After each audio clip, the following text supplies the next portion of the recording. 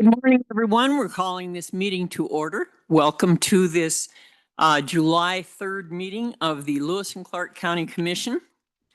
We always start our county commission meetings off with a pledge of allegiance. Please stand. I pledge allegiance to the flag of the United States of America and to the republic for which it stands, one nation under God, indivisible, with liberty and justice for all. I don't remember if I introduced myself or not, but I'm Candace Payne. I'm the chair of this commission. To my immediate left is Tom Rolfe, who is also one of our county commissioners. Good morning, Chair Payne. And Brandy Spangler is over there in the hot bird seat where she can make sure we get all this on a public record so that anyone can look at it if necessary or appropriate. And to my right is Commissioner Andy Hunthausen. To his immediate right is Mr. Nico Hash from the County Attorney's Office and our CAO, Mr. Roger Balls, who is the Chief Administrative Officer. Did I get it? I think I got everybody right for a change. Okay. There appears to be no consent action item on today's agenda. So let's move into agenda action item 3A, the contract between Lewis and Clark County and RESPEC will be presented by Fred Sargison. Fred?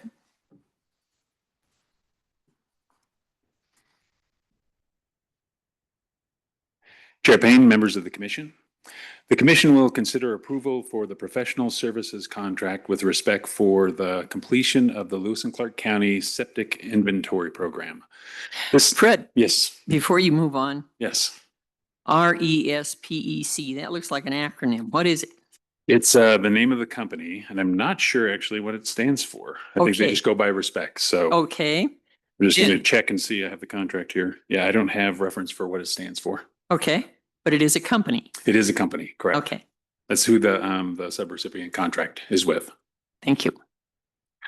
This contract is funded under a grant task order between the Montana Department of Environmental Quality and the Lewis and Clark Public Health. The funds for this contract total $230,500 for the period between contract execution and December 31st, 2027. Through this contract, the subcontractor will conduct a comprehensive septic system inventory in the county. To accomplish this, the current septic permitting records will be reviewed and incorporated into a standardized geospatial database. Those existing records only include systems installed since 1973 when permitting of systems began. There are also records in the current system not associated with an address. This project strives to fill those data gaps through GIS analysis, as well as cross-referencing analog permit records to provide a truly comprehensive inventory. The project aims to utilize the inventory to address excess pollutant contributions to ground and surface waters by identifying priority areas for septic system replacement and connections to municipal services. Staff recommends approval. Thank you, Fred. You're welcome. And Chair Payne, I also, if there are questions that get into the details, I was lucky to be joined by Beth Norberg here, who's available if there's questions that I can't answer. Thank you, Fred. Is there any comments from the Chair Payne? If I could, I'd love to ask Beth a question. I know she was really hoping that I would.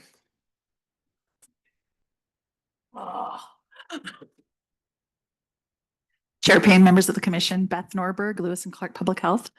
Chair Payne, Norberg, thank you. Yes. It's mostly a good thing.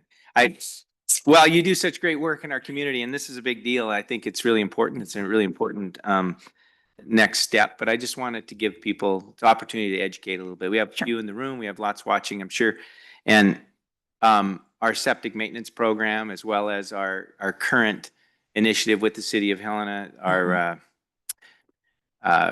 joint infrastructure study with the City of Helena will really determine and kind of look at those areas around the city of Helena and where we have on-site septic systems where we might in the future someday have municipal services and those kinds of things. So I just wanted to give people a little bit of history and talk about the septic maintenance program and how that's been really impactful. I mean, the basic things, knowing where systems are, when they were installed, what kind of shape they're in, and having a regular maintenance program. It's been really impactful, I think, for our county. So Yeah, Commissioner, Chair Payne. Yes, so this inventory is really meant to provide further backbone, if you will, and help guide policy decision-making in the future for the maintenance of septic systems in Lewis and Clark County.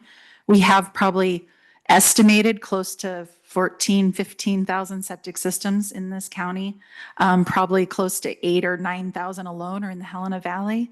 We have a lot of density. A lot of systems are well over 30 years old. This inventory is really a way for us to be able to identify those high-risk areas, again, make those policy decisions as it relates to our maintenance program and future decision-making so that it is more equitable, it's effective, and long-term for our long-term sustainable growth that we're experiencing in this county. yeah, that's great. Chair Payne, Andy? I don't really have another question. I just want to continue. Well, That- the comment section later. Well, I want Beth to give a little bit of education here if I could. So that's my question. Yeah. And yeah, go ahead unless you want me to. No, go ahead. No. Yes. What would you like me to speak about? Well, just a little bit about how the maintenance Yeah. system works, how this next piece Oh, sure. will impact. Yeah, Chair Payne, Commissioner Hunthausen. The maintenance program was created, it is in our regulations. It was created in 2011, so it's been around for a while. It asks for the regular operation and maintenance of septic systems in our county. This is in a way to decrease the rate of failure. That's our most important part, and to make systems last as long as humanly possible. So we all know that properly sited, properly installed, but also properly maintained septic systems are vital to how that wastewater treatment system will last. We all have these little wastewater treatment plants in our backyards, and it's important that they are maintained just like any other part in your house. So you have a water heater, you have a furnace, you have a roof, you have all these things that need maintenance. You take care of your lawn every year. The same thing is with your septic system. So our program really strives to make sure that those things happen and also decrease future costs for homeowners as well, and protect your neighbors. So it's very multifaceted when we talk about this. Thank you, Chair Payne. On a similar nature, there are many of us who have lived with a septic tank our entire life. However, we have a lot of people moving here from other places where they've always had municipal water and sewer. And I'm very concerned about the ones who have no idea what they're supposed to do to take care of their septic tank. So I'm really glad you're getting this in place, and hopefully we can have our friends, the realtors, maybe they can educate people as they sell them the house, give them the pamphlets and the information from you. But I think this is something we really have to keep track of in the interest of having our community continue to prosper. Yes, Chair Payne, Commissioners, very good point. We have a great relationship with our realtor community. We do regular coordination with them and presentations with them. Just as a side note, last month, or actually in June, we had a really well-attended well and septic workshop out at Birdseye Fire. We had over 50 residents come, and it was awesome. So we're kind of going to be making a little more of we call it the world tour, septic world tour. We're going to get out there and really reach our residents more because there's a lot of interest. This is an important facet of what county government can do. As you know, we are very limited. There are only 4 things that the state statute allows county commissioners to do. And this is one of them. So thank you. Tom, do you have any comments or questions? No, just thanks for the work you're doing, and I think this is a good inventory to have, and will help you in your future work. Thank you, Commissioner. Is there any public comment? Just come to the podium, say your name, make your comment. That's all. And I'm not going to go Yeah. back and forth. This is Yeah. your time. Absolutely. My name is Ashley Fisher. I just did a little bit of research when you asked about Respect, and it is out of Rapid City. I just did a search. It's a 100% employee-owned company, and they have 30 years of experience. Just to give you a little bit of information about that real quick, since you Thank asked you. earlier. Yeah. Yes, it's always good to know. I Great have a thing. thing about acronyms, and Absolutely. everybody has their own little, what is the one that always gets me is a POD. I come from a water rights background. A POD is a point of diversion when you're irrigating. However, it's a possession of drugs if you're in law enforcement, and it's payable on death if you're doing life insurance or anyway. Yeah. Thank I you. thought it was important to know. So quick Google search gave me that info. Any other public comment? Seeing none, we should have a motion on this. Chair Payne, I would move to approve the contract between Lewis and Clark County and Respect, as explained by the staff from the Health Department. Second. It has been moved and seconded that we approve this contract between Lewis and Clark County and Respect. Is there any other comments from the commission, or have we pretty much beaten this one into submission? Okay. All in favor of approving this contract, signify by saying aye. Aye. All opposed, same sign. Motion passes unanimously.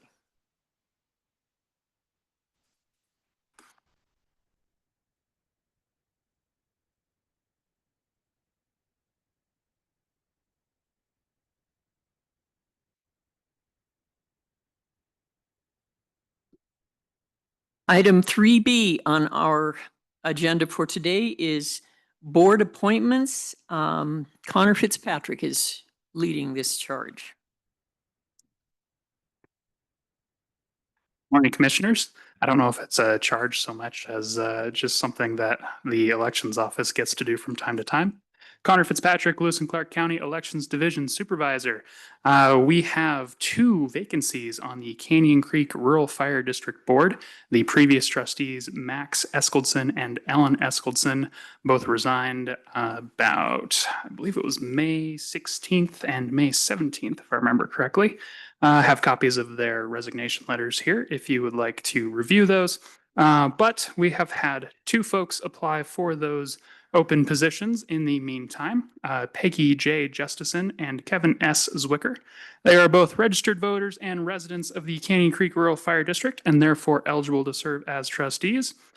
Because of the timing of the resignations, these 2 appointments per MCA 733-2106 subsection 3, appointments to fill vacancies occurring during the term of office of a trustee must be made by the county governing body, you folks, and appointees shall hold office until the next regular election. While these terms would have technically been up in May 2027, by my understanding of that statute, that means these will both be up as unexpired terms in May 2026, which there's a minor typo in the memo I provided. My apologies. It's not up for election in May 2025, but May 2026. So happy to answer any questions you might have. Otherwise, staff recommends appointment of both these individuals, and I stand by for any questions. Thank you. Thank you, Connor. Any questions from the commission? None at this point. Is there any public comment?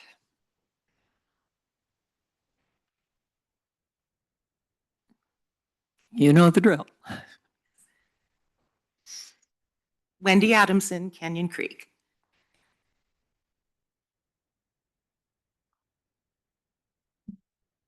Thank you, Commissioners. I'm grateful for the opportunity to add some comments about the appointment process before us today and the individuals that have stepped up to volunteer. For anyone paying attention, the writing on the wall in Canyon Creek with turnover of certain board members beginning of March was inevitable. While it is not a surprise, the applicants before you today had made their decisions when the vacancies happened, they were ready to step up. Both submitted applications shortly after hearing the news of the resignations in mid-May. It is my observation that we have both a familiar face and a new face that will be added to the board. And this mimics the formula from my appointment in Jim Thomas from March of 2024. While some may complain about Jim and I, many are thankful for the choice of both experience and a freshman over a year ago. I'll start with Peggy Justison, who represents the experience. My initial conversations with her were very pointed, drawing from her experience of being a trustee and the chair for many, many years. Her knowledge of the district's bylaws and SOG language and the reason behind specific wording that was chosen was something that I bent her ear on for hours during my learning curve last spring. She humored me or tolerated me at the beginning, but a friendship developed. I'm extremely grateful that she's decided to put in an application to help cover this next period of time. And I think she's equally excited to be joining the group of trustees as we continue to strive to make responsible choices and hold well-run public meetings. Thank you, Jim Thomas.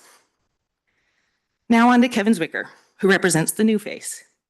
I speak for many when I express how happy we are for number one, a new perspective to be joining, and number two, that he lives in the Silver City area of our fire district, which has been underrepresented on the CCRFD board historically.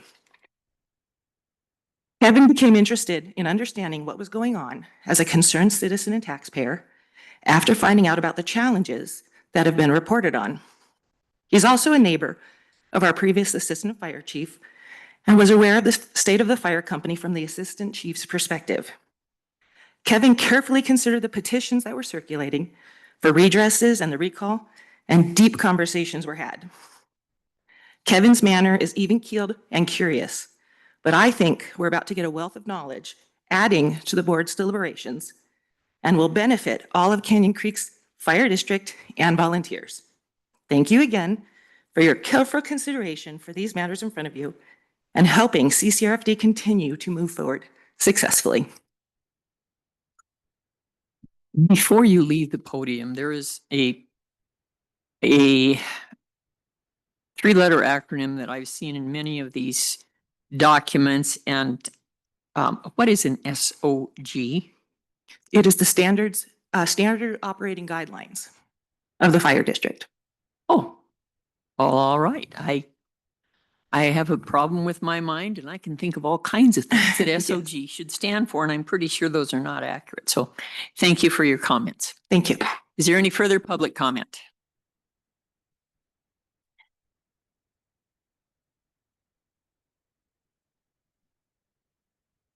Good morning, Commissioners. Corey D., 7873 Lost Horse Creek Road, Canyon Creek. And I just want to say thank you again for all of your time and investment in our fire district. And I personally think it's wonderful that both Peggy and Kevin are putting their names forward. Peggy for the historical information already referenced, and Kevin as that new face saying, okay, chaos has been settled down and bringing new perspective. And I think that's marvelous. And I also would like to just say that our last two board meetings focused on operational issues, focused on recruitment, and focused on training, which is exactly what we as a community would like to see for our fire district. So thank you. Thank you. Any further comments on this issue? Seeing none. Chair Payne, Tom? if I might, are the two applicants in the audience? Could they maybe stand and give their name?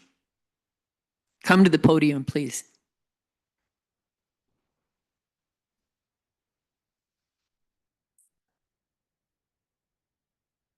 Good morning. Kevin Zwicker. I live in the Silver City area. Would you spell your last name? Z as in zebra, W-I-C-K-E-R. Thank you, Kevin. And the other candidate. Good morning, Peggy Justison, Canyon Creek. You've been here before. Yes, ma'am. Okay, thank you. Peggy. Thank you. And thank you, Kevin. Anything else? Thank you. Okay, we need to have a motion. Chair Payne, I'd move that we appoint Peggy Justison and Kevin Zwicker to the Canyon Creek Fire District Board to serve until the next regular election. Second. It has been moved and seconded that we approve the appointment of Peggy Justison and Kevin Zwicker. Any other comments from the commission? Chair Payne. Andy? Thank you for stepping up. First of all, these candidates, I'm going to support the motion. And as I've said before, I am hopeful that though I love folks from Canyon Creek and all the district there, I'm hoping that this commission is not involved in your business unless we have to be. And we've been engaged and hooked at the hip the last couple of years. And so I'm hoping that the citizens of Canyon Creek will, through the normal election process, will elect your members, and those members will serve as appropriate. But as I've said before, if need be, we'll do our job. But I'm hoping that we can not be in the middle of the Canyon Creek business if possible. So I'll just leave it at that. Thank you, Chair Payne. Looking forward to moving on. I would second that comment. I agree. Yes, Chair Payne, I think it's just we legally can't do anything except for fix holes in the system, and that's right. And hopefully this has done it, and they can move forward. Okay, we have a motion and a second. We've got our comments. So, all those in favor of approving the board appointments of Peggy Justison and Kevin Zwicker to the Canyon Creek Rural Fire District Board of Trustees indicate by saying aye. Aye. Any opposed, same sign. Motion passes unanimously.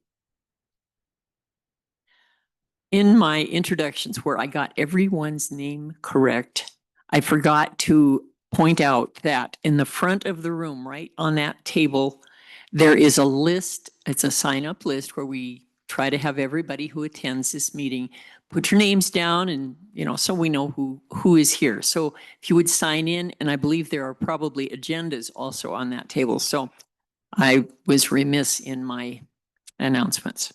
Sorry. All right, moving along. The item number 3C, request an inspection for opening a county road, and this is by Crystal Ness. Go for it, Crystal.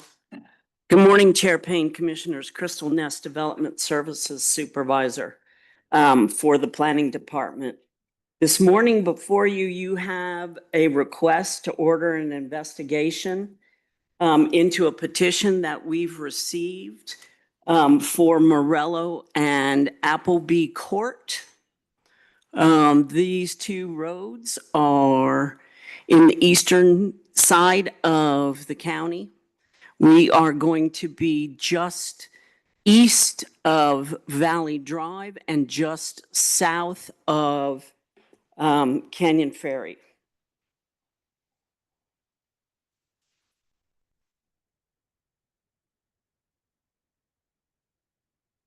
So you can see, and it doesn't really show up very well here.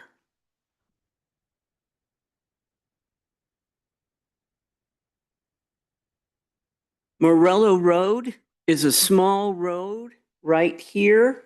It goes from east to west, catches up with Appleby Court on its eastern terminus, and Appleby Court then goes up to Canyon Ferry Road.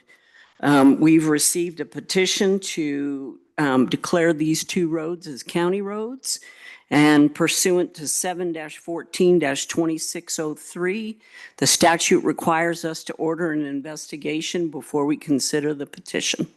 So today I'm looking for a volunteer to go out and do the investigation. I would suggest to the commission that Commissioner Hunthausen, who has already been appointed to do the alley abandonments, and we've got a scheduled meeting with Jenny Chambers, the Director of Public Works, for Monday afternoon to go out and investigate those alley abandonments. And I'm hoping we can knock off both of these at the same trip. So I'm here for any questions you may have. Any questions from the commission? And Tom, you don't want to go for this ride? Well, I think, if I might, Chair Payne, if they can do it all at the same time and Commissioner Hunthausen is already going to be there, that might facilitate time, things. If for some reason you need an extra, I'm happy to do it. Okay. Thank you, Tom. Andy, any comments? No, willing to do it. We'll be out there anyway, so. Okay. Yeah. Is there any public comment on this issue? Seeing none, I think we need to have a motion. Chair Payne, I would move to approve the request for approve a request I move to request an inspection for opening a county road as explained by Crystal Ness. Second. It has been moved and seconded that we approve this request for an inspection for opening a county road as presented by Crystal Ness. Is there any other comment from the commission? Seeing none, all those in favor of the motion signify by saying aye. Aye. Anyone opposed? Same sign. Motion passes unanimously. Thank you, Crystal.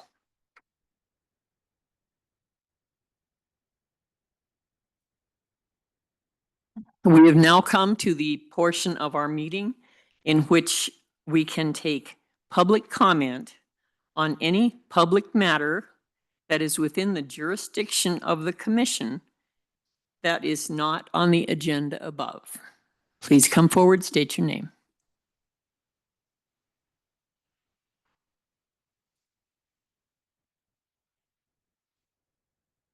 Good morning, County Commissioners. My name is Lily Clark. I am a resident of Helena. Would you like me to spell my name? Could you? Yes, that would be helpful. And speak slowly. I've got a hearing problem. And You got it. Lyclarke. I am here today in response to clear coordination between our County Sheriff Department and ICE. I am here because we as a community get to I'm define sorry, what is ICE? ICE. It's an acronym. Tell me. The Immigration Enforcement. Yeah. Okay. Yeah, thank you. I'm here because we as a community get to define what safety means to us. This is not only the responsibility of law enforcement or of you, this is the responsibility of the community to make it clear to you all, our elected officials, what safety means to us. This is why you see the number of people here today in support of Maria and her family. Safety is not coordinating with people wearing unmarked uniforms, driving unmarked cars, abducting a father coming home from work off of our streets. Safety is Maria and her family knowing that they can go to school, go to work, and contribute to our community without being targeted by racial profiling. Let me be clear, I am not interested in discussing your limitations. I am here to demand that you work with the power you have. I am here to demand that you listen to the people who are here today, who have taken to the streets, who have met with the Sheriff Department and the Police Department in the last 2 days, since Christopher Martinez was abducted off of Montana Avenue. I'm here to demand that you investigate the racial profiling that led to the misidentification of Christopher. I'm here to demand that you help the public understand that our taxpayer dollars supported Christopher being held in the Lewis and Clark County Detention Facility.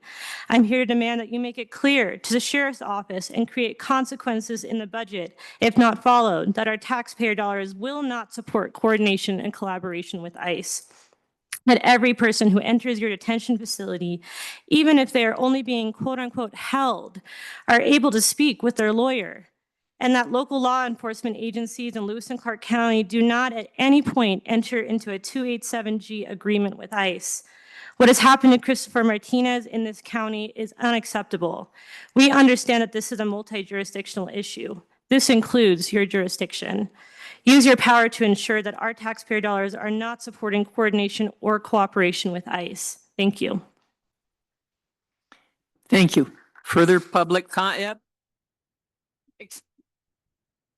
Excuse me. Before you start, this is a public comment. It does not involve cheers, signs, or outbursts. So please be polite to our speakers.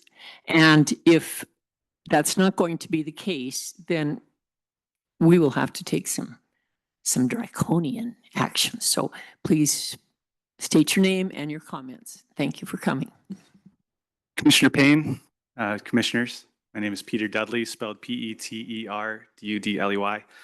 I jumped up early here because I have a copy of the habeas petition that was filed by Christopher's lawyers this week in response to his detention. And I just wanted to go through the statement of facts of the case and what his lawyers have laid out in relation to the county jail and what went on there under your jurisdiction.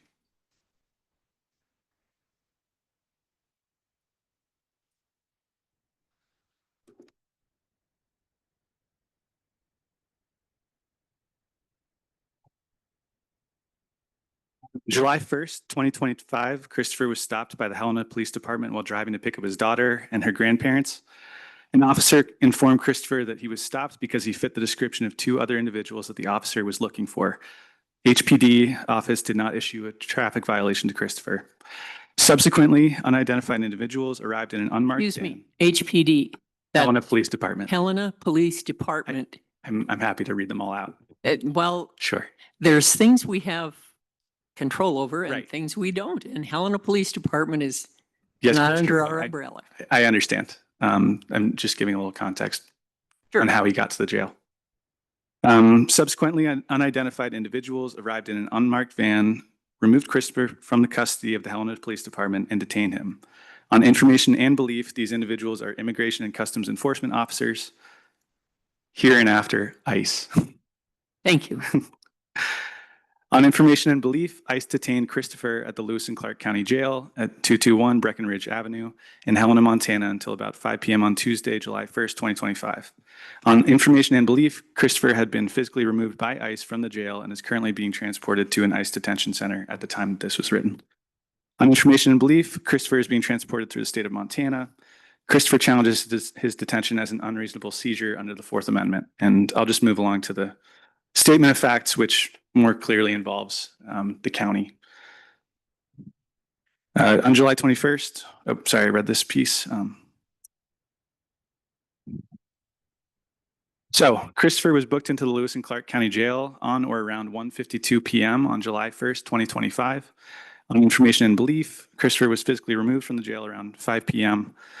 At the time that ICE removed Christopher from the jail, attorneys Andres Halliday and Lydia Dalnagare were present and had requested to meet with Christopher to arrange representation. Christopher's wife, Maria, requested that Halliday and Dalnagare represent Christopher. His attorneys explained to officials at the jail that they intended to meet with him regarding his incarceration and to arrange representation. They communicated that Christopher's wife had authorized them to contact Christopher as his attorneys. Initially, a front desk attendant confirmed to Dalnagare that Christopher was being detained in the jail. Officer M.C. Crease then represented to the lawyers that Christopher was not in their custody, quote unquote, and therefore they could not facilitate an attorney-client meeting with him. Officer Seacrease gave Halliday and Dalnagare a phone number with a 509 area code to contact a federal agency regarding his custody. An observer witnessed a van with Washington license plates enter the jail. While the van was inside the facility, the lawyers filed an emergency petition for mandamus at 5:04 p.m. requesting that the First Judicial District Court order the county attorney to allow them to meet with Christopher without delay.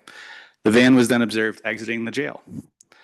The detention lieutenant, Troy Christensen, approached Halliday and Dalnagare outside of the jail and informed them that Christopher was no longer in their custody.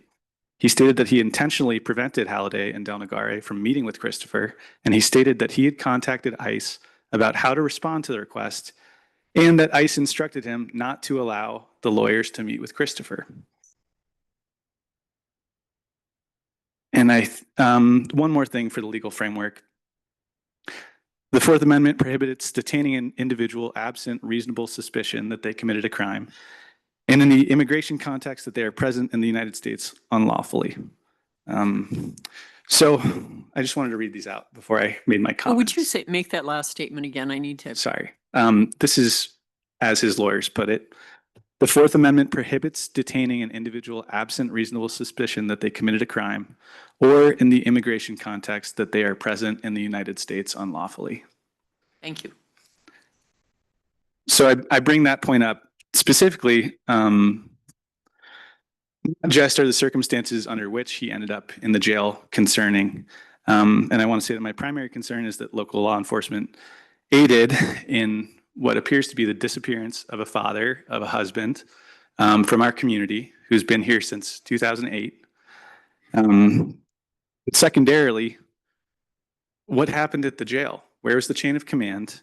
What sort of liability did we just get opened up to as a community, as taxpayers, for what happened between Mr. Christensen and ICE?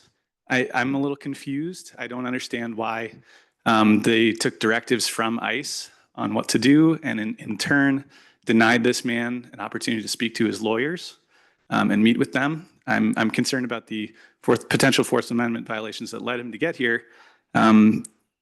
But I don't understand, was the county attorney not involved? Did they not get a call? I mean, aren't they a stone's throw away from the county jail? It's pretty clear to me that misconduct occurred, and I just request that an official investigation happens and we get some transparency for our community. With that, I will leave. And thank you. Thank you for your comments. Next comment, please. Hi, Commissioners. Good morning. My name is Avery Skibisky. That's spelled S-K-I, B as in boy, I-C-K-I. I am here about the same issue as the previous speaker, and I greatly appreciate him laying out the legal stating of facts so that we're all clear on what occurred. So to follow up on what he said, I am horrified and revolted and disturbed that this happened. So a man was racially profiled, and I know that Helena Police Department is not under your jurisdiction, but the sheriff is. But as the previous speaker said, I'm just laying out what happened. That he was racially profiled. They were looking for somebody else. They called ICE, Immigration and Customs Enforcement. They ripped him away from his wife and their 4 children, who are all U.S. citizens, and was taken by unidentified officers into an unmarked vehicle and brought him to the county detention center. And that's horrifying because of the cruelty of it, but also like the previous speaker, I'm confused about why the sheriff didn't seem to know what was going on. He posted on Facebook the previous day that it was propaganda that ICE had taken someone. He later corrected that statement, which I really appreciate it. I think that shows that he has integrity. But he didn't know what happened. This man, as the previous speaker mentioned, was denied access to his attorney at the county jail. They wouldn't allow, which is antithetical to our Montana values and our values as Americans, that he was denied access to his attorneys. That is something that happens other places. And I want an investigation into how this was allowed to happen without the sheriff knowing that this happened at the county jail, and there were even people, I was there the day of, who went into the courthouse and they didn't even know that someone had been detained. They weren't aware that someone had been detained. And I don't understand how that happens.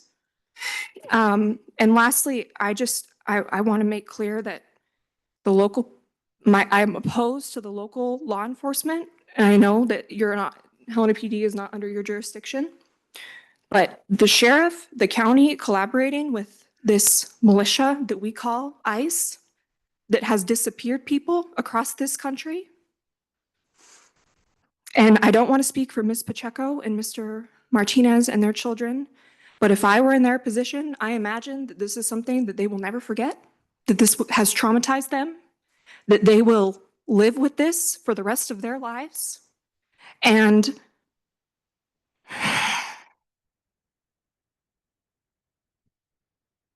I just want to make clear that I'm embarrassed that this happened here, that they're going to say that this happened in Helena, Montana, where I grew up, where I thought that this happens in Los Angeles and New York City, but this doesn't happen here.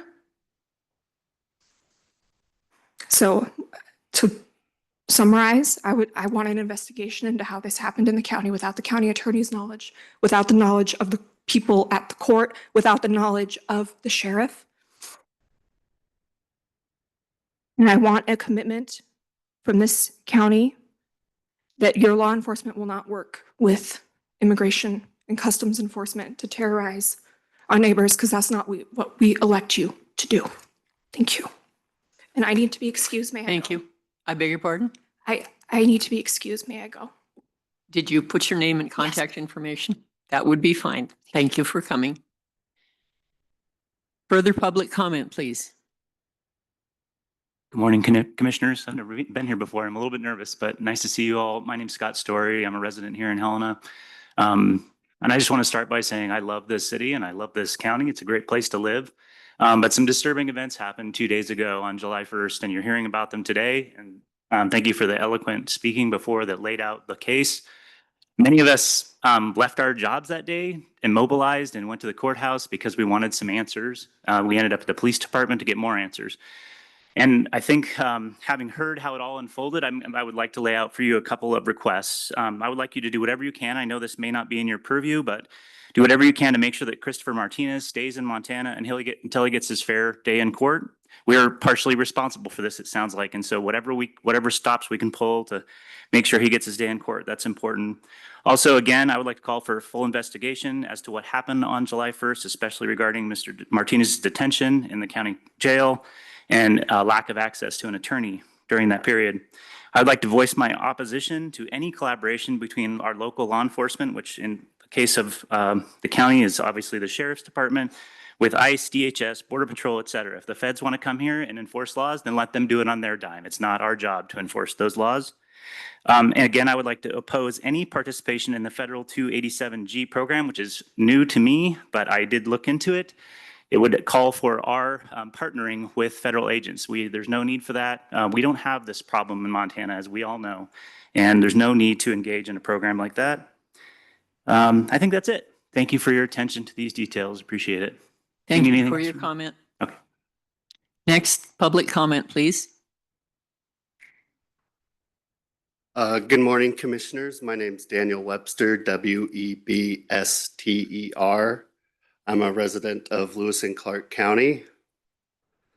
And a couple days ago, as the facts of this case say, as it was read into the record, and there's really no other way to put it, this isn't hyperbole, a county employee in a county facility using county funds aided and abetted in the kidnapping of a Helena resident, a Helena father, and a Helena husband. Now, I know the commission was not directly involved in that. Now is the time to get directly involved. Do everything in your power, I respectfully ask, to rectify the situation, make sure it never happens again. Because you are opening up, without doing anything, you're opening up the county to a massive risk of legal financial liability. And, put in some sort of policy and practice within the county jail that prevents this from ever happening again, such as maybe a training to require county officials to reach out to the county attorney and not an ICE federal agent. We don't even know their name. I'm sure they know the name of the county attorney and the number. I ask that you make sure this county does not cooperate with ICE in these unlawful detainers, and that you support the Martinez family to the best of your ability. Thank you. Thank you. Further public comment? Good morning, Commission. My name is Jessica Stewart Kuntz, spelled STEWART-KUNTZ.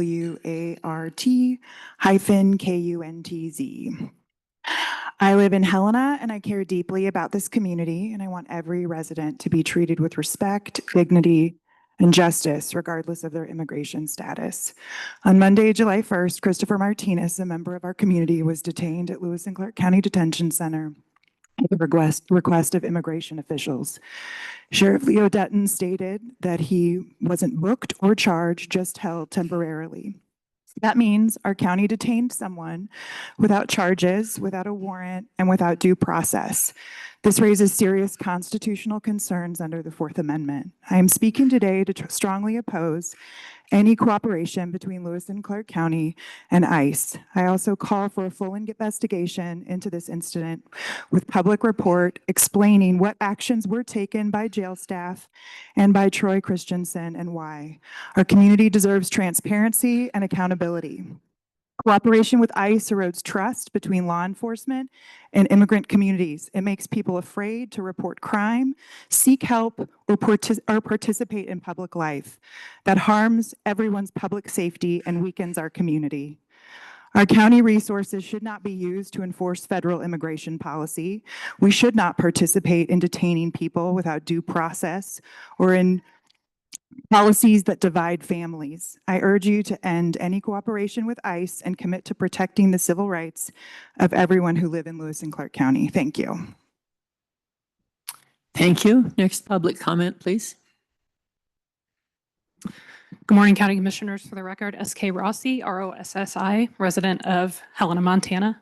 Would you say that again? S.K. Rossi, R-O-S-S-I. We used to lobby together. Commissioner Payne. Yep, I knew I recognized you. I just. I'm here today for the same reasons as the previous opponents, but I think what I'm kind of most disturbed by, other than the family behind me not having a father, is kind of a lack of response to what would otherwise be perceived as a horrendous situation if, for example, any of the county commissioners or other folks in this room who are not a person of color, an immigrant, was treated the way that this person was treated. If a person like you, any of you commissioners, was pulled over, actually, no, I'm sorry, was mistaken for someone who actually had a valid warrant and was followed by law enforcement, and then that law enforcement followed you to wait for you to make a mistake as a pretext for investigating you, pulled you over, not only did not give you a citation for the supposed legal violation, but then, despite not being the person they were looking for, arrested you, detained you, and then when they actually figured out you were not the person they were looking for, instead of saying, whoopsie poopsie, we'll let you go, held you and denied you access to your attorney. If that happened to any of you, if it happened to me, if it happened to many of the people in this audience, we would be losing our minds. We would be infuriated. I'm infuriated about this situation. You should be infuriated about this situation, regardless of whether or not ICE is involved. But state legislators who represent this county should be infuriated. The city commissioners who represent Helena should be infuriated. We should be infuriated because what they did was wrong, not because of the legal obligation or their legal right to do so. What they did was wrong. And we should be angry. And I know you're saying you don't have control over the county jail. I know you're saying you don't have control over the county sheriff, but you do have a lot of power. You are elected commissioners in Lewis and Clark County. You absolutely have the authority to direct the sheriff to appear at one of these commission meetings and explain what happened. That's in state statute. You have the authority to do that. You have the authority to ask him to come here and explain what happened. You also, as representatives of Lewis and Clark County, advocate all the time, just like our state legislators do, just like our city commissioners do, for the values and needs of the county. You do it at the federal level all the time. MACO exists for a reason. You guys exist for a reason, and it's to make sure that the county has what it needs and functions the way it wants to function. And I, by God, hope that this kind of approach to law enforcement in this county is not how we want to function and is not how we want to look. So you can go advocate at the federal level, talk to the federal delegation and tell them that you do not approve of this kind of ICE activity in Lewis and Clark County. And you can direct the county sheriff to come in here and explain what happened. And you can issue a statement, a very simple statement saying you disapprove of ICE activity of this sort in the county. Those are things you can do. So instead of talking about what you can't do, I would love to hear what you can do. Thank you. Thank you. Further public comment, please. Good morning. My name is Kylie Stubbs, S-T-U-B-B-S. Good morning, commissioners. My comment today reiterates what several community members have already said, which is, I think, a testament to the importance and the severity of the situation. Christopher Martinez was kidnapped, held in violation of his due process rights in the county jail, and then quickly disappeared. First of all, this man is a father. He's a husband and a Helena community member of 11 years, not a criminal. ICE's lack of morals and disregard for the law is what's criminal, and the city's collaboration with ICE is an extension of that. My second concern is the breach of basic due process rights that should have allowed him to speak with his lawyer. Troy Christensen and the other law enforcement who collaborated with ICE to prevent Christopher from speaking with his lawyer need to be brought to justice. The Fifth Amendment allows due process to all persons, not just citizens. I'm also concerned about the trauma this father's disappearance could inflict on Christopher's children. I'm a teacher, and I have witnessed the very real negative effects of shocking and scary personal events like this. Has terrible effects on kids' academics, their behavior, and their mental state. Suddenly losing a parent and having to process why they're gone and when you'll see them again are all consuming events for anyone, but especially for children. Unfortunately, the difficulties and emotions that they're experiencing right now are very likely to stick with them for the rest of their lives. ICE assumed that Christopher was a criminal, and every step taken after his abduction was either, I believe, a gross misuse of law enforcement manpower, jail resources, or just flat out unlawful. I'm asking also that the county conduct a full investigation into Christopher's case and bring the officers collaborating with ICE to justice for violating his personal rights and for many other reasons. Thank you. Thank you. Further public comment? Good morning, Commissioners. My name is Stephanie Heitsusen, HeitshUSEN. I was outside the detention center on Tuesday afternoon for a couple of hours while Christopher was being held there. I watched as an unmarked vehicle with Washington plates entered the garage, and then shortly after, guarded by members of our sheriff's department, exited the other side, transporting a member of our community away. Minutes later, I witnessed our sheriff arrive. He claimed that ICE was not involved, but U.S. Marshals, a violent crime unit, and he also claimed that Christopher had not really even been held in his custody. I then observed the detention lieutenant, Christensen, come over, and I watched him state that ICE had told him not to allow lawyers to talk with Christopher, and that he, the detention lieutenant, had obeyed. So all of this left me with a lot of major questions about the relationship between my county, local law enforcement, ICE, and other federal agencies. It left me with questions about the commitment of my local law enforcement to the safety and dignity of my community. I met with the sheriff yesterday alongside other concerned community members. He admitted that mistakes were made, and he gave us assurances that those mistakes will not be repeated in the future, which I very much appreciate. And yet a member of our community remains separated from his family. Those harms have not yet been repaired, and I am seeking clarity, transparency, and accountability. Thank you so much. Thank you. Next public comment. Good morning, Commissioner Payne. Commissioners, my name is Sam Momeyer. That's Momeyer. I'm a resident of Helena, and I'm here because Christopher Martinez, a father, husband, and community member, was abducted by Immigration and Customs Enforcement here in our community. Even after the police officers conducting the traffic stop realized that he wasn't the person they were looking for, ICE was still allowed to run his information and detain him on the spot. This is cruel, unacceptable, and sets a dangerous precedent of racial profiling within our community. Christopher is the sole provider for his family. Now his wife is left trying to take care of everyone on her own without support. As a concerned and horrified citizen, I demand Christopher be kept here in Montana and be allowed to speak with his lawyers and stay close to his family. I'd like to voice my opposition to any collaboration between local law enforcement and ICE. This unlawful detainment must be investigated. I don't want my tax dollars or our county resources to be used to become a part of a system that tears families apart and forces our neighbors to live in fear. I strongly oppose oppose any move toward 287G or any partnership that allows this kind of harm to continue to the members of this community that I love so deeply. The folks of Helena are paying attention, and we expect our government and law enforcement to stand with our community and with the Martinez family, not with ICE. Thank you very much for your time. Thank you for your comments. Next public comment, please. Good morning. My name is Frankie Freilich. That last name is Freilich. And I'm here because I'm, similarly to everyone else, outraged that the sheriff collaborated with ICE on their own decision. This act made hardworking people in our community, valuable community members and family members, immediately unsafe and fearful. And we cannot have this happen again.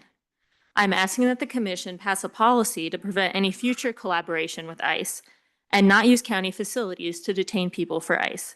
Many counties across the country have done this because they care about the safety of their community members.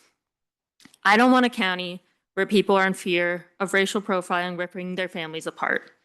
I don't want to live in a county where they're in fear of being detained when they leave their houses. I want a county where people feel safe to thrive, where they're safe to go to work, where they're safe to go home to visit their kids at lunch break, where they're safe to go shopping, live life, and gather in community. Again, I'm asking the commission to look into a policy to stop future collaboration with ICE. Thank you. Thank you. Further public comment? Good morning. Colin Allmeyer, AHLEMEIER. Helena, Montana resident. What can I echo that has been echoed 100 times? This is an appalling, disgraceful stain on our community. It's a horrifying event.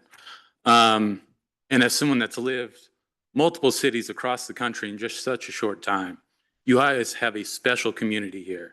And it's terrifying to know that that can be ripped apart in just like that, just a split second. Like the others, I'm calling for measures that result in no collaboration with ICE. I'm also calling for a full investigation of Christopher's case. Again, I said I've lived a lot of places. I've seen the chaos, the violence, the strife that, increased, authoritarian exercises like this can have on a community.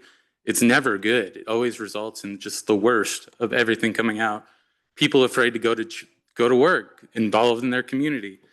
Again, all for being racially profiled and held in county facilities without being able to talk to their representation. And then I'd just like to posit one final question for the commission and our community at large. When does it end? If this is how it starts, where does it end? How long before members of this council, members of this crowd behind me are also disappeared and kidnapped, taken away without any due process? That's all I have to say. Thank you. Thank you. Further public comment? Good morning, Commissioner Rolfe, Commissioner Payne, and Commissioner Huttenhausen. My name is Jamie Hazel, JAYMIEHAZEL. All of my fellow citizens and our neighbors have spoken far more eloquently and when given you so many facts and options and opportunities. I want to thank you for your service. You all have a moment in which you can make a change. We're living in interesting times. The time is now for us to speak up for what we believe in. I applaud you for starting your meetings with the pledge. And as it ends, is we're one nation under God for liberty and justice for all. And that includes Christopher and Maria's family. Thank you for your service and time. Thank you for your comments. Public comment further. Howdy, my name's Pete Debelius, Delta Echo Bravo Echo. Hey, come on, give me the letters. Debelius. Say again. Debelius. Thank you. I'm a local Helena resident. Just want to speak on behalf of the Martinez family and encourage you to investigate this particular case. Thank you for your time. Thank you, Pete. Next public comment. Good morning, Commissioners. My name is Victoria Hill, VICTORIAHILL. I'm a resident of Helena, and I'm here in my capacity as a pro bono immigration attorney. And for those of you who don't know, pro bono means professional work done without expectation of payment. So I have never received payment for any of the immigration work I've done for families in Montana. And I'm here to speak on Christopher Martinez's detention and my concern as it relates to a professional duty I have as a pro bono immigration attorney. Just for some quick background, I've represented 2 Afghan families seeking asylum from the Taliban who settled in Montana. And I think explaining the background of asylum seekers here is important. One of my clients was a member of the Afghan Air Force who worked closely with the US military in their fight against the Taliban to ensure that girls can go to school, that people can freely practice their religion. And these are all values that our country and our community share. And another client of mine was a child bride to a Taliban member who married someone that she truly loved, and the Taliban threatened to stone her to death for defying her arranged child marriage. So these are the types of situations that asylum seekers are fleeing from, and they're seeking refuge in our state and in our communities. Thankfully, my clients' asylum cases were granted, and they're now proud green card holders. And in a couple of years, I look forward to attending their citizenship ceremony here in Montana. I'm currently representing asylum seekers whose cases haven't been adjudicated yet. And some of these folks are being detained by ICE arbitrarily. And I'm concerned with the precedent that we have now in this county that this will happen to my clients, and I won't be able to speak with them if they're in detention. And I won't even know where they're being transported. And that's due to collaboration with the sheriff's office here. So just to reiterate, the sheriff's office told the media that the person they were looking for had an active warrant for his arrest for domestic abuse, and that was what justified their actions. But instead, it led to the arrest and detention of someone completely unrelated to their alleged motive in the first place. This is exactly why studies show that collaboration between local law enforcement and immigration and customs enforcement is bad. It leads to racial profiling, increased detention of innocent people, and it's expensive for cities. Other cities are losing taxpayer money over lawsuits regarding these unconstitutional violations and racial profiling. That's exactly what happened here. It doesn't make our community safer, but it makes it more dangerous for vulnerable members. A traffic ticket should not lead to family separation. This county should take every action to make sure this doesn't happen again, and to make sure that lawyers in the community can uphold their clients' rights. Thank you. Thank you. Next public comment, please. Good morning, Commissioners. I'm Marty Finnegan, Finnegan. I live up in the Northeast Valley of Lewis and Clark County, and I am a boring grandfather. And last Tuesday, I had a boring plan. I was going to spray some knapweed. I was going to set up the little pool for my grandkids, and I was going to clean up my boat for the 4th of July. And instead, I got a text from someone I know and trust who said, looks like there's an ICE detention in Helena. We don't have many facts, but please come down to the county courthouse. I said, well, it's probably some really bad dude, but I guess I'll go find out. And I was hoping, against hope, that it was going to be some dangerous criminal with a record and threat to the community, and it was not. There was such a man, and he's still at large. Instead, we picked up someone who, on the infraction of where I come from, is called driving while brown. I'm going to address a specific concern today that maybe has not been, and that is the Sheriff's Department and its communications. There is so much disinformation swirling around our community and our country today in this era of hyperpartisanship. The internet is a cesspool of disinformation with actors, used to be human actors, politicians, interest groups, now it's AIs and foreign interventions. I would have loved to think that the Sheriff Department of Lewis and Clark County would be a source of reliable, calm, accurate information.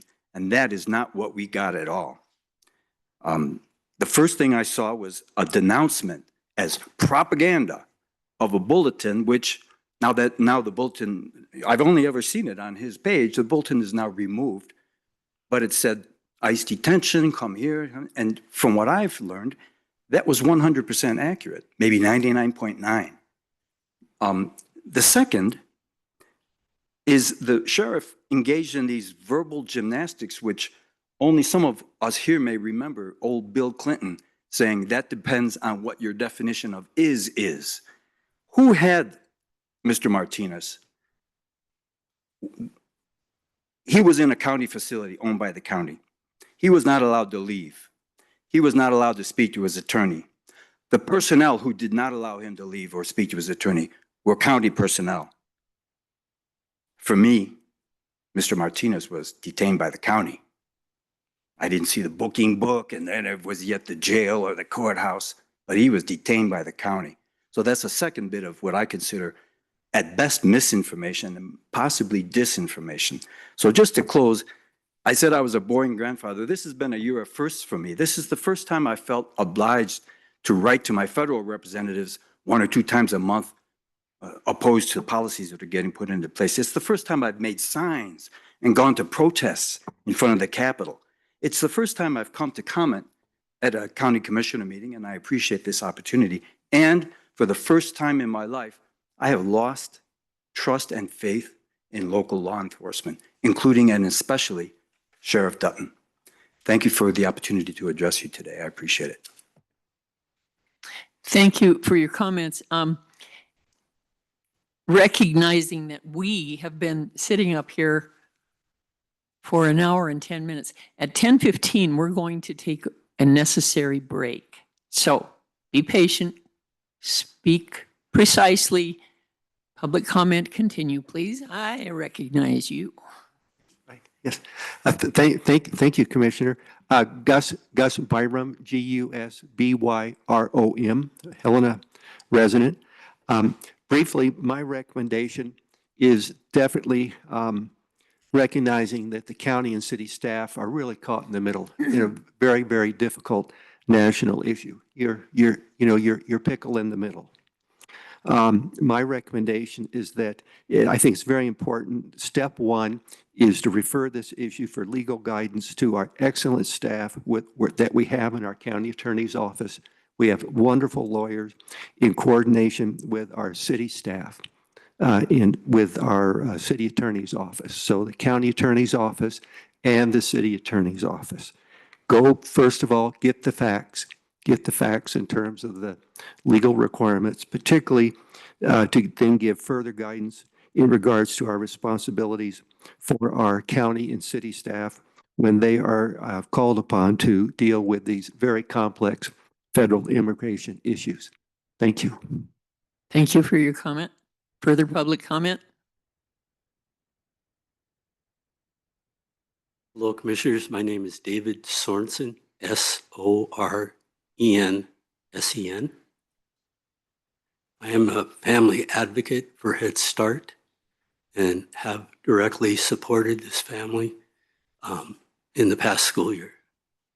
So I'm not here to poke a hot stick in anybody's eyes. Working at the schools as they do, I've seen the sheriff's office exhibit incredible compassion at times. So I'm not here to complain about them. I just want to voice my concern about how this policy is going to affect my families who I serve at Head Start. And I'm really concerned about trauma. And that's about all I got to say. Thank you. Thank you for your comment. Next, public comment.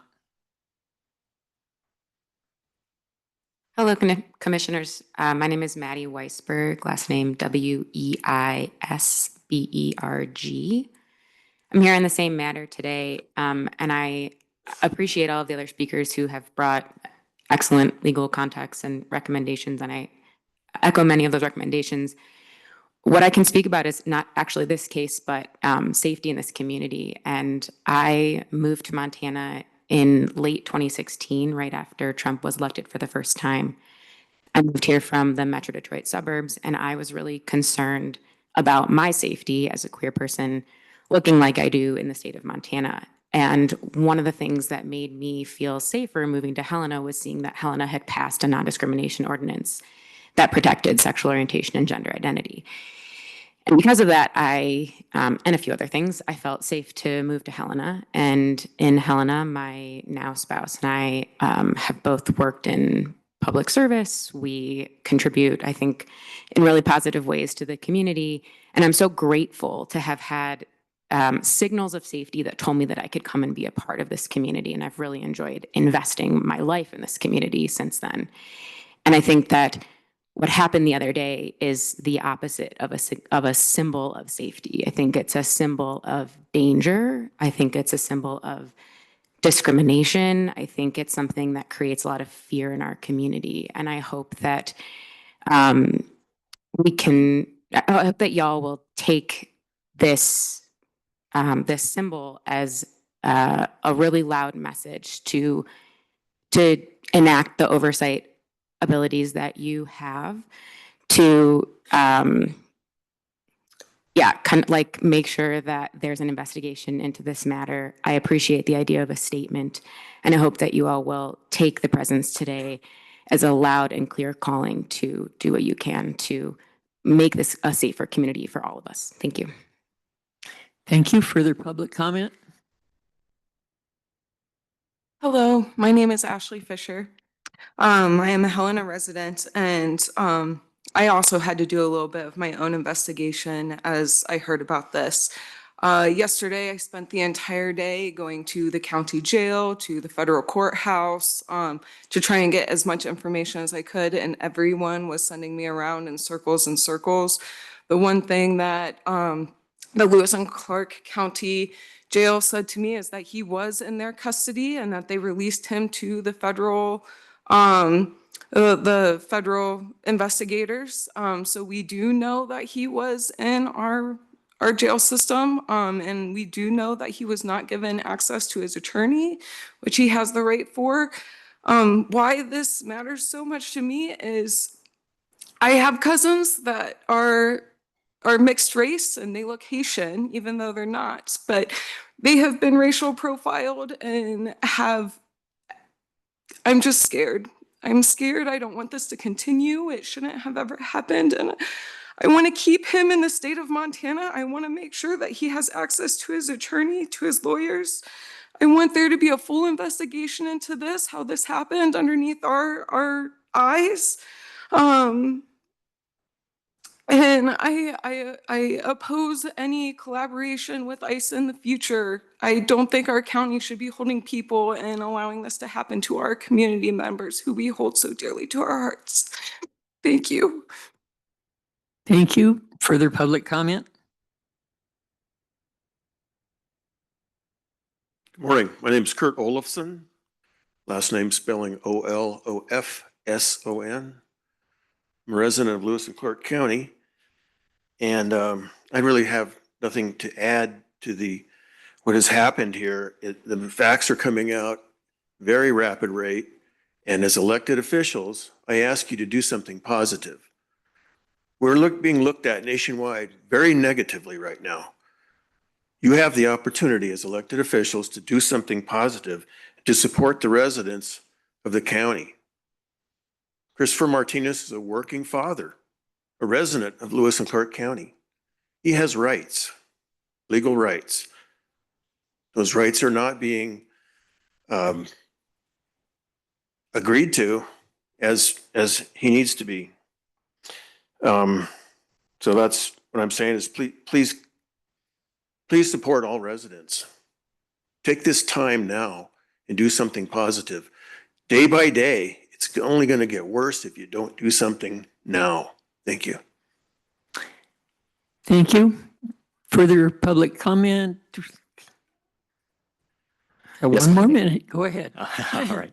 My name's Tim Matthews. I am a resident of Helena, TIMMATTHEWS. I have some questions because there's some confusing information coming out regarding the status of the Sheriff's Department and the Helena Police Department's cooperation with ICE.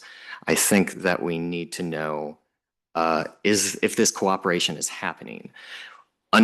Are they forced to work with ICE under the Code of Federal Regulations or Montana Code annotated or the rules thereof?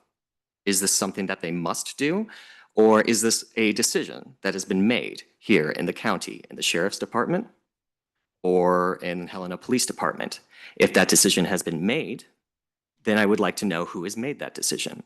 I'd like to know when that decision was made. I would like to know if the public was made aware of that decision. These are fundamental questions to how our law enforcement acts around here and what we know our rights are and what they aren't. I know that you are not the Sheriff's Department, but I hope that you will join us in calling for clarification on how these decisions were made from the Sheriff's Department. Thank you. Thank you. Okay, we really need to take 5-minute break. Is 5 enough, Andy? Maybe 7 minutes. And we will be back at about 10:23, and we'll continue this discussion. Thank you for your patience.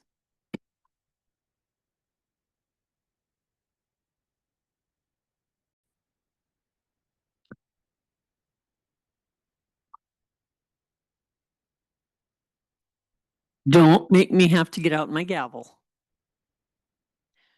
Okay, we are reconvening this County Commission meeting of July 3rd, 2025. We are on action item 4, which is public comment on any public matter within the jurisdiction of the commission that is not on the above agenda. Public comment, commence. Hello, my name is Abigail Rausch, R-A-U-S-C-H. I was born in Helena and I've lived here for the majority of my life, and I'm here because, like many of our other commenters today, I am extremely upset that our local law enforcement worked with ICE to disappear a member of our community. I read the petition that was filed yesterday by Christopher's lawyers, who, as far as I know, have yet to speak with him, and was especially concerned to read that our law enforcement officers called ICE for advice instead of calling the county attorney. Detention center staff and leadership should not illegally deprive people of due process and their right to counsel. I don't believe that the voters of Lewis and Clark County approved the public safety bond and remodel to assist ICE with black bagging fathers off our streets, not just because it's immoral, but because it opens up the county to legal liability. Our local law enforcement is not a part of the 287G program, and I hope it never will be. I'd like to see a full investigation and report of what happened at the jail. By full investigation, I mean I want all of the communications between county jail staff and ICE to be made public. Thank you. Thank you for your public comment. Further public comment, please. Hello, good morning. I am the Reverend Charles Way, that's W-E-I. I'm the pastor of Plymouth Congregational Church. However, I am here today as an individual, not as a representative of Plymouth Congregational Church. I'm here to speak on the situation of Christopher Martinez detainment. I am not a politician. I am not a lawyer. I don't know exactly what you have jurisdiction over, so I'm going to make an appeal to your spirituality and your morality. What happened to Christopher Martinez is evil. As a pastor, I end every Sunday service with a charge, which is an encouragement on how the congregation can change their lives based on what we learned from the scriptures that day. So as a pastor, I'm going to give you a charge. I charge you to use your knowledge of the law to do everything in your power to ameliorate this situation. Thank you. Thank you for your public comment. Further public comment, please. Good morning, Commissioners. My name is Kellie Gursky. That's G-U-R-S-K-Y. I'm a resident here in Helena. I'd like to give comment on the detention of Christopher Martinez. I'd like to ask that you use whatever power you have to ensure Christopher Martinez stays in Montana until his hearing, that we have transparency and accountability as a community for the actions of the jail staff, and that you oppose our county's collaboration with Immigration and Customs Enforcement related to their attempts to detain a member of our community who was mistaken for someone else, who has not committed a crime and instead is just trying to care for his family. I would just echo what other people have said. You have power. You have more power than I do as an individual here in this moment. You have more power than Christopher Martinez does right now. And I would love to see you advocate with that power for the values of our county, which is a commitment to the care, safety, and well-being of all of our residents. And I'd like to see you to use that power to oppose the lack of transparency, the lack of access to legal representation, and the unnecessary fear demonstrated by Christopher Martinez's arbitrary detention. Thank you. Thank you. Next public comment.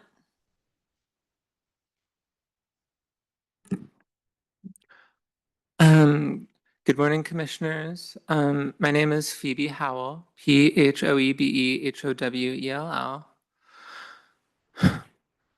I want to impress upon the seriousness of the situation. I think one of the things that's alarmed me the most about what has happened to Christopher Martinez is the way that the public response from a lot of public-facing government, the sheriff, the police department has seemed to just want to sweep it under the rug. Like nothing's wrong, nothing's happened. Like we're talking about like one person's entire life, his family. Like those things don't just like fix themselves. Like if we do nothing, like his life isn't just like going to magically fix itself if we do nothing. His family isn't going to get better if we do nothing. They can't heal if nothing happens. And then further, we're expected to act like this is normal. Like this can happen over and over and over again. Like this is okay. And then people can just be disappeared from our community and that's okay. I really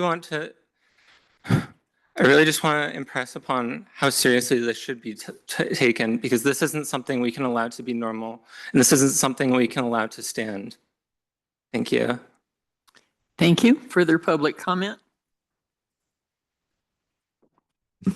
My name is Becky Piskey, Beckyy, Piske. I live here in Helena. I am here because I feel like I need to make a public statement about this entire incident. I mean, I came to learn, and I learned a lot, and I am appalled, and frankly, I'm afraid. Something has to be done as soon as possible. I ask you all to please use the positions that you have to help with all the things that have been requested. The citizens are responding. I think that the concern that this will happen again and it's not happening to me and it's business as usual, that is a valid fear. It has to stop as soon as possible. And please, I mean, I have stepped up here many times to talk about, I don't know, street lights and, you know, the city, the streets and, you know, the speed limits. And I have never felt the urgency that I feel right now. We can guarantee that ICE will come back. It's time for us to step up and say, we don't want to support any of this. We want to protect our citizens. Thank you for your service. Further public comment?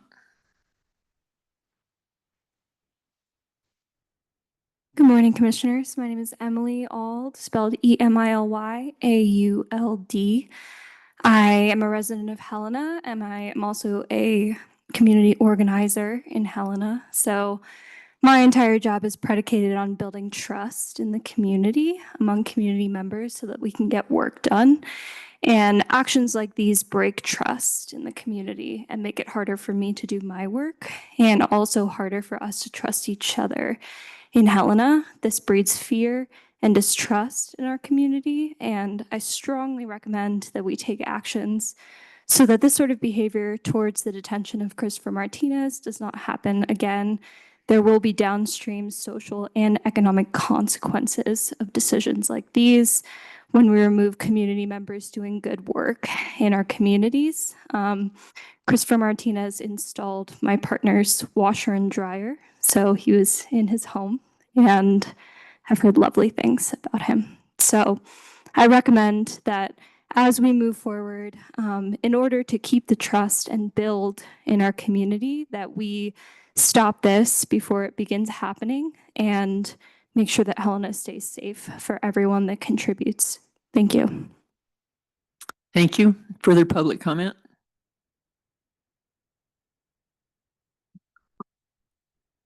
Commissioners, my name is Paul Cheney. The last name is spelled Pacini. And Commissioner Payne, I want to congratulate you in particular for your views on acronyms.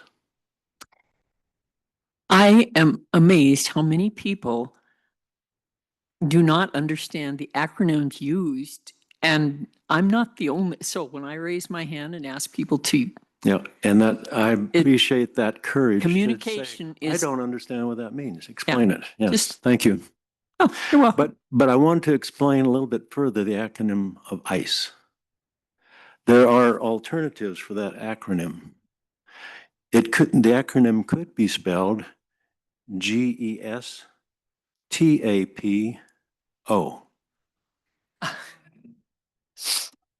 It reminds me of, ICE reminds me of the Gestapo.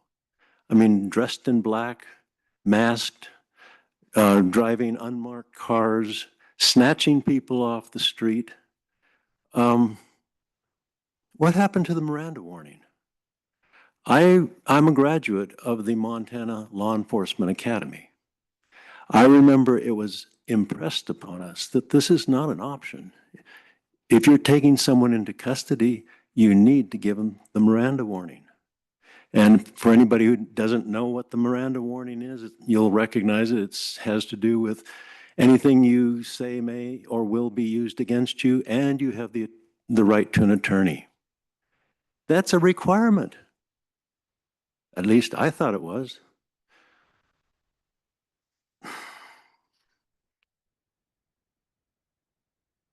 It just seems like we're returning to McCarthyism and the Nazi influence on our country and our lawmakers prior to World War II. It's happening all over again. And I can't add anything to what's already been said. I think it's all been said. And I notice that every one of you are taking notes. So hopefully a lot of it has been recorded. But this whole situation makes me think that I'm reading Anne Frank's diaries or rewatching the show Schindler's List. I mean, what we're seeing are Gestapo tactics. They aren't based in the Constitution. They're violating the Constitution. They're violating laws. They, because I don't know who they are, because they're masked and they're dressed in black.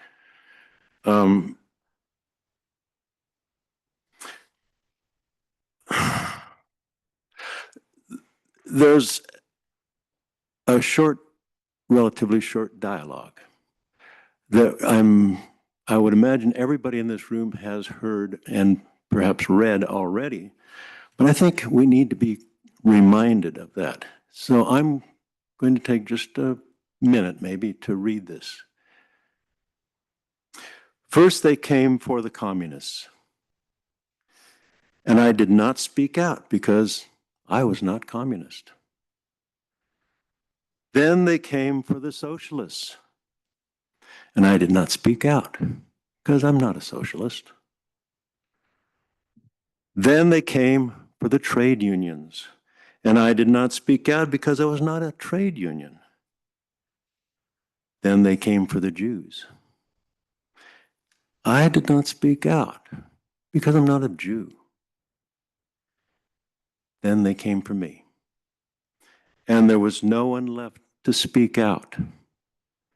Well, commissioners, we are all here to speak out. And we do politely ask, and I guess demand, that you take action in this and find out what happened with our sheriff's office, why are we cooperating with ICE, and I hope you can stop it. I mean, most people who have an office like yours have taken an oath of office. Please, please defend that Constitution. Don't just give in as it appears the sheriff's office did. ICE is kind of scary. These black guys in unmarked cars, I better just do what they say. No, that's not your charge. You need to stand up for the Constitution, stand up for liberty, stand up for our rights. Thank you. Thank you. For further public comment?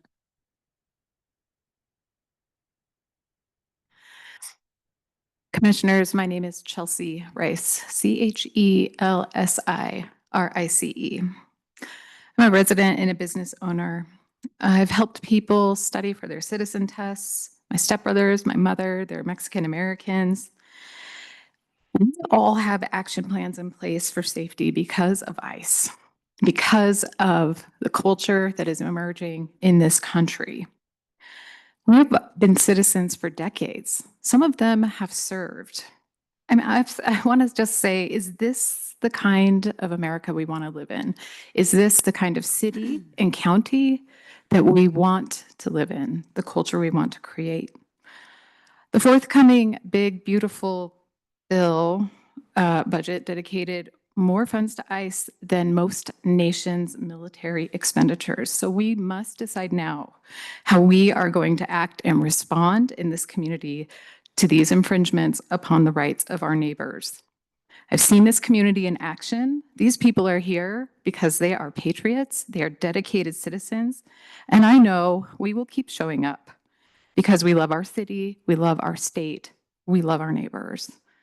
In no way should our neighbors fear everyday activities, but we do.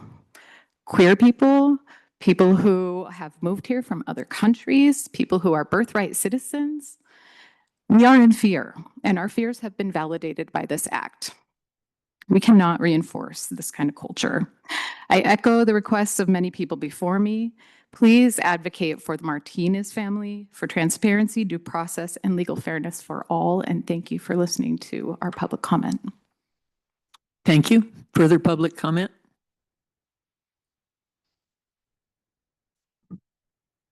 Hello, cultures. I am the daughter of Christopher. Please state your full name. I am Lourdes Sarai, the daughter of Christopher Martinez.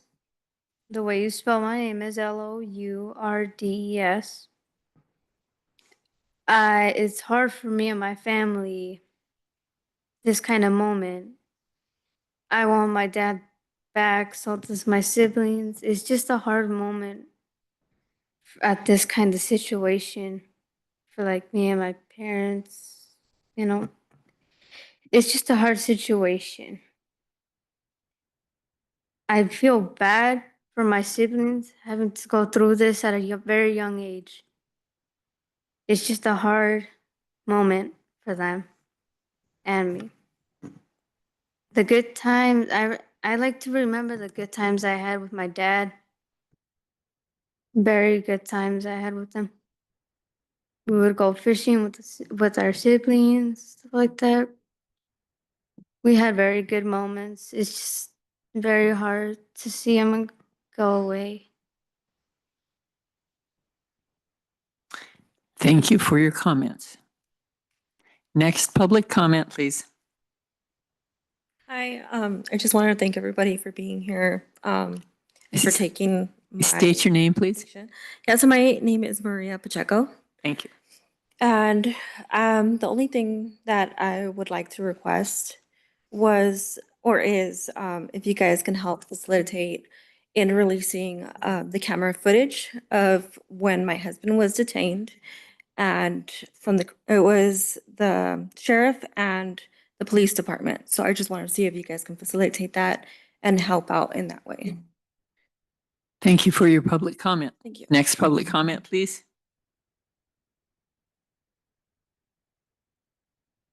Thank you, Commissioners. My name is Jody Hurd, Hurd.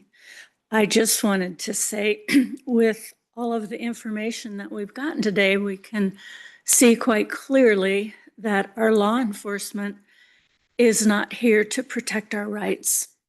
And if we can't depend on our law enforcement to protect our rights, to whom do we go? Well, we're coming to you. And we really need whatever you can do because we've got to start somewhere. Thank you. Thank you. Further public comment?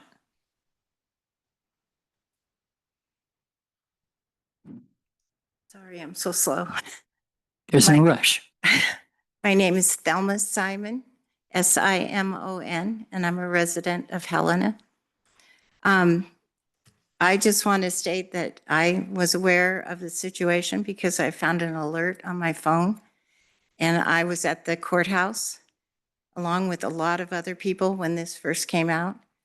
And we were misdirected and told to go to the Helena Police Department because they were the ones that supposedly were in charge. So half of our group left the courthouse and went down to the police department. And basically, and then after dividing the group in half, then we were informed that we should attend a city council meeting. And I have no idea when a city council meeting is, but I knew that wasn't going to help this situation immediately. So I'm real concerned at the misinformation that was given out during this time.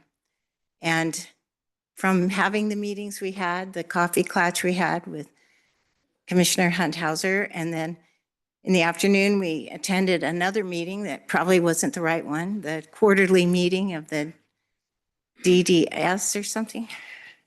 And I don't even know. I have to look it up because I took notes of all of these things.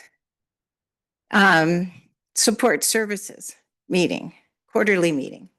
And from that meeting, Sheriff Dutton decided to meet with a group of us after that meeting yesterday.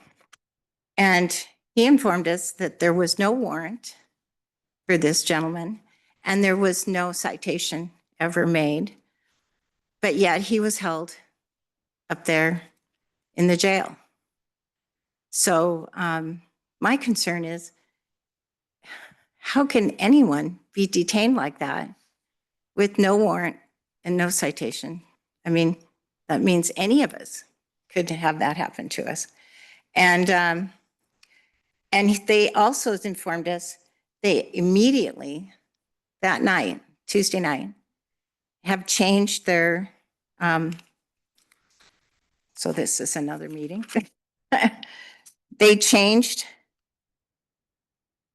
They had a meeting to make sure everybody knows what the law is and to follow it. So who had the meeting? The Sheriff's Department. Changed our training. So they changed their training on Tuesday night. And I just want to state that when we were at the police department, we were handed the immigration violations policy that the city has. And I know you don't have any control over the city, but obviously they haven't done their training because right on the bottom it says they're supposed to be trained. And there were several violations of this immigration violations policy. So that's my concern. And my concern is for this family that's been separated. And I can't even imagine that. I mean, when I heard a grandparent talk, I'm a grandparent too. And I cannot imagine a family being separated like that and how you survive, you know? I mean, that's the hard part. So I think that there needs to be an investigation as well. I reiterate whatever all these people said. I really believe there needs to be an investigation. And if there's policies, people should follow them. And, you know, we have the evidence that they didn't. So I just thank you for listening to us yesterday at the coffee clutch, and for the people that went to the, you know, spoke with the sheriff yesterday and the meetings we're all attending, because we don't want to see this happen again. And I can't imagine anybody that doesn't say who their name is and it comes in an unmarked car, and people in your community just hand you over to them. Because I sure wouldn't want that for my family. So thank you very much. Thank you. Further comment?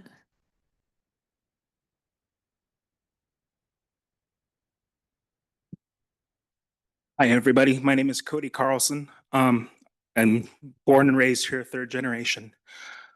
From what I witnessed, a third-party Facebook group posted a warning that ICE was in Helena at the courthouse.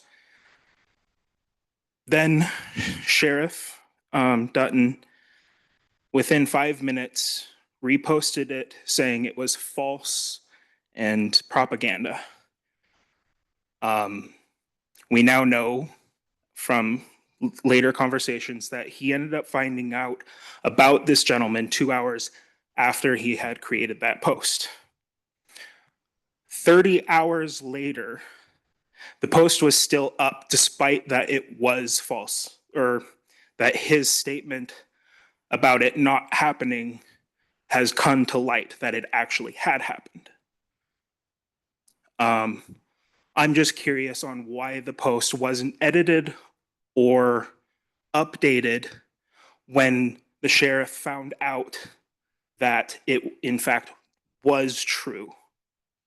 They had left the post up saying that it was propaganda and false information, despite knowing that it had occurred, if that makes any sense. Is there any questions for me? No, you're fine. Go ahead. Thank you. Further public comment?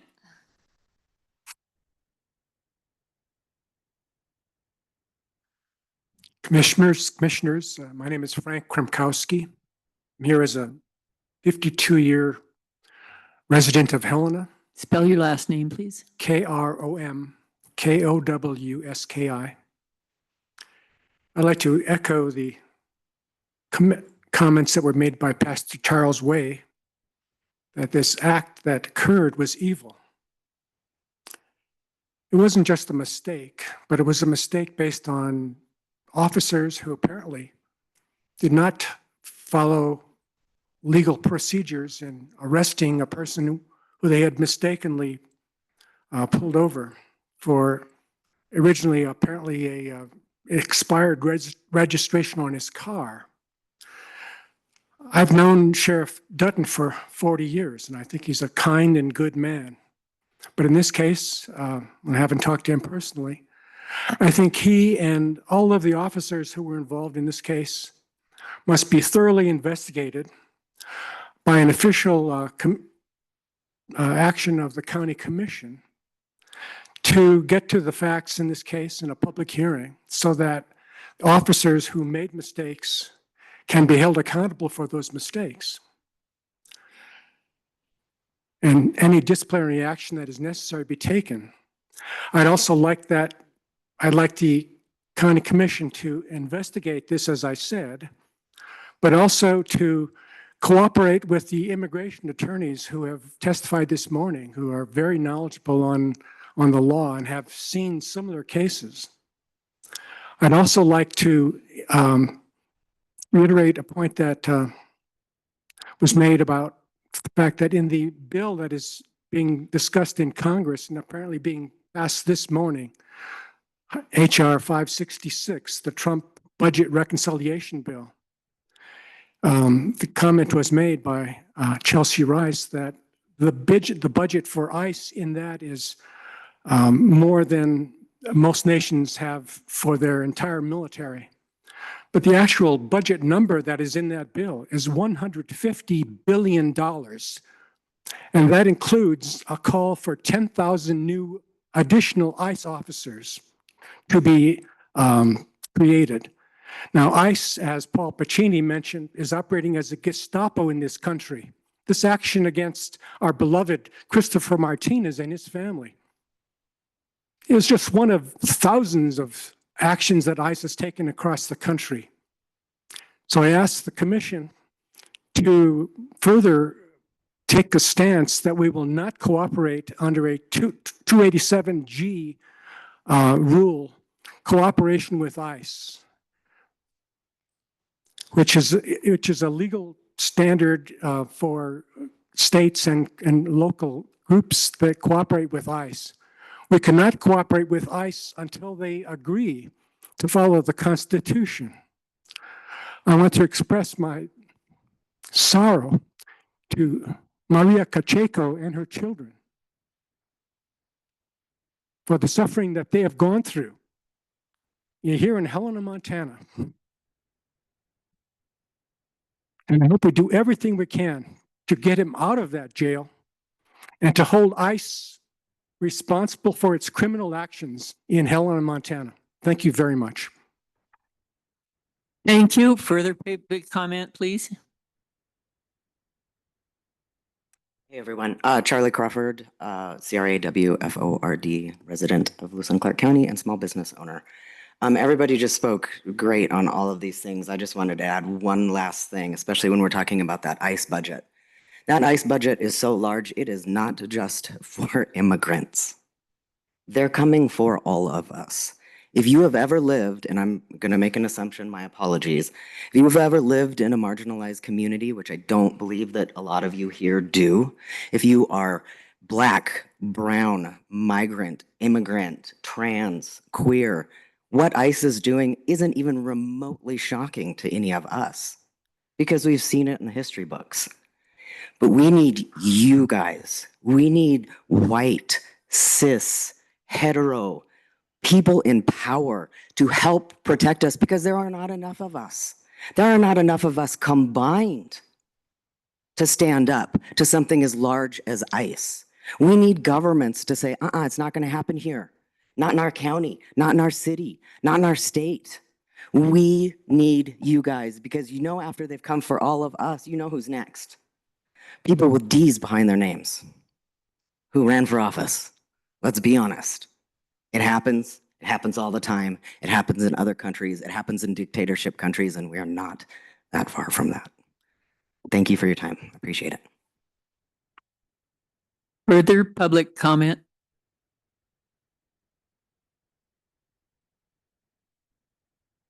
Morning. Good morning. Keith Simon, Helena resident. KEITHSIMON. I think it's really important that although what happened day before yesterday isn't really considered water under the bridge, it needs to be looked at. But the most important thing right now is to make sure that he remains in our state, because that's going to make it so much easier for him to have the due process he deserves. Thank you very much. Thank you for your public comment. Is there further public comment? Okay, if there is no further public comment, this meeting is adjourned.